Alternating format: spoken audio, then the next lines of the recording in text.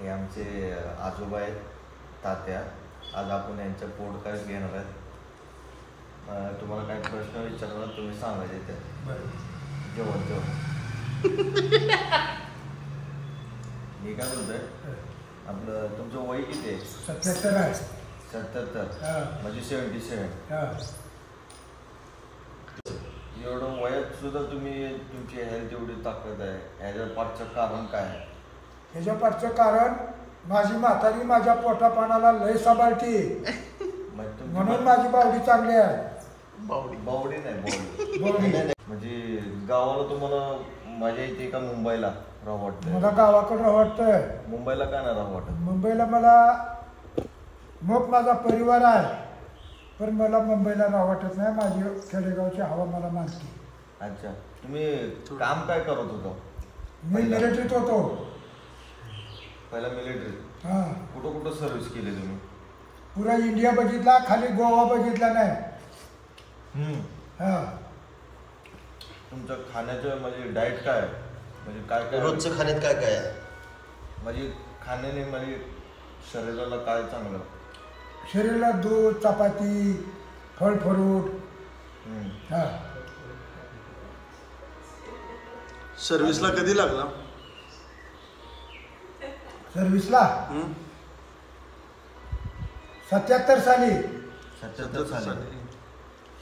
कशामध्ये लागलेला तुम्ही सर्व्हिसमध्ये? इन्फेंट्रीमध्ये. मिलिटरीमध्ये? हां. मिलिटरीमध्ये होते तात्या. Army retire. तुम्ही बघितले की नाही हमले कधी? आजवी एक लढाई बघितली 71ची. 71ची? हां. कुठे झालेली? बंगालमध्ये. बंगालमध्ये.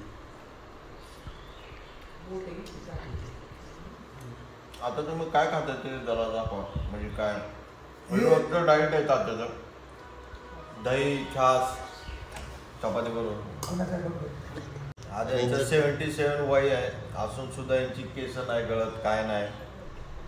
डोळ्याला चष्मा नाही, एकदम एनर्जेटिक आहेत, हेल्दी आहेत, खूप ताकदवर आहेत.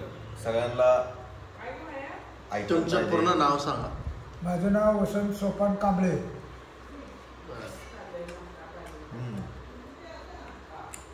तुमची आता तुम्ही शेतात काय लावलंय? शेतात शेंगा पेरले. शेंगा? हां. आता किती महिने लागते त्याला म्हणजे शेंगा व्हायला? आता 1 महिना झाला, अजून दोन ते पावणे 2 महिन्यात शेंगा निघतात. मी काय बोलतो, हां. तुम्ही सकाळी किती वाजता उठता? मी सकाळी 5:30 ते 6 वाजेपर्यंत उठतो. एवढं लवकर? हां. तिथून आंघोळ असतं. अच्छा, मला त्याला पूर्ण तुमचं सकाळ ते संध्याकाळपर्यंत तुमचं रुटीन कसं असते? रुटीन सकाळपारी उठलं की आंघोळ करायची, देवपूजा करायची, पुन्हा चहा पाणी करायचं, पुन्हा आपल्या शेताकडे जायचं. शेतातलं नियोजन कसं काय, कुठं काय करायचं. आता पावसाळा जवळ आलाय, कुठं काय पेरायचं, कुठं काय करायचं, हे असं नियोजन ठरलेलं आहे आता. हां. संध्याकाळचं काय 5-6 वाजले की आपल्या घरी यायचं. घरी येऊन आपलं चहा पाणी करायचं, जेवण करायचं, टी व्ही बघत बसायचं, बातम्या ऐकायच्या. काय मुंबईच्या लोकांचा फोन आला तर फोन उचलायचं, नंतर आपण करायचं फोन. अजून तुम्हाला काय बोलू वाटतंय? म्हणजे मला वय माझं काय आता समजा माझ्या भावा परिवाराचं, माझं खाऊन पिऊन माझ्या भावाचे लेकरं बाळं म्हणा, मुली म्हणा, समजा व्यवस्थित नाही तर देवानं जे काय आम्ही मागितलेल्या त्या आमच्या इच्छा पूर्ण केल्या.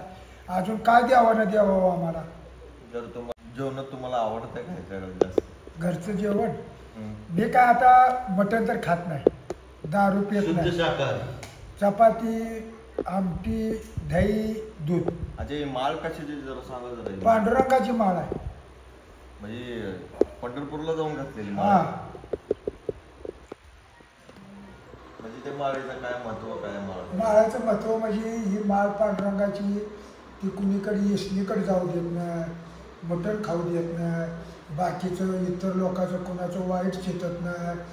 आपल्या भावाबंधाचं म्हणा, लेकी सणीचं म्हणा, लेका सणीचं म्हणा, चांगलं करायचं विचार येतात. तुम्हाला तुमच्या फॅमिलीमध्ये म्हणजे तुम्हाला किती मुलं आहेत, किती मुली आहेत? परिवाराच्या बद्दल थोडी माहिती द्या. परिवाराच्या माहितीमध्ये मी तुम्हाला सांगतो. मला एक मुलगा, 2 मुली.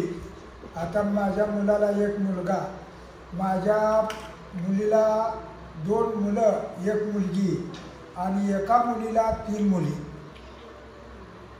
लय मोठा संसार आहे तुमचा. हा. म्हणजे लय मोठा परिवार हा. आहे. कसं मॅनेज करतो? मग तुम्ही भारी मॅनेज कसं काय करताय सगळं, म्हणजे हँडल कसं काय करताय? हँडल म्हणजे ती कामं धंदा करते, खाते पिते. त्यांची काय ती कमी गरज. जास्त पडलं तर ती मला देते, त्यांना जर काय कमी जास्त पडलं तर मी देतो.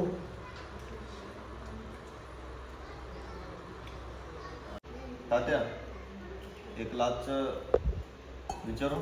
काय तुम्हाला एवढं टी व्ही बघता, तुम्हाला टी व्ही बघायला एवढं शॉक कुठून आला, म्हणजे कसं बघू वाटतंय तुम्हाला टी व्ही? मला देशामध्ये काय चाललंय ती मला समजतंय. आपलं शेतीतनं आल्यावर गटकाभर आपलं टी व्ही लावून बघत बसायचं.